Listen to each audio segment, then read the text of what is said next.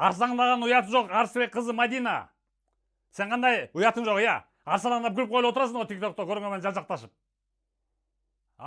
Сен болсо энеңден чоң канымүүдөн аялды алдап кеткенсиң. Көп 10 000 деген сом, канча миң сом билесиң өзүң деле. Мына мен сүрөпөттөр замат көрүп койгула.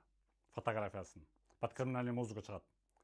Арсыбек кызы Мадина өзү Кошкордон болот. 23 жашта, 2001 жыл кыз. Канымүү дегенде через интернет алдап, акчаны көбөйтүп берем деп. Абдан көп акчасын алып, 10 000 деген абдан көп акча, цифрасын айтып бере койдум. Ошону бербей кеттиң, Мадина.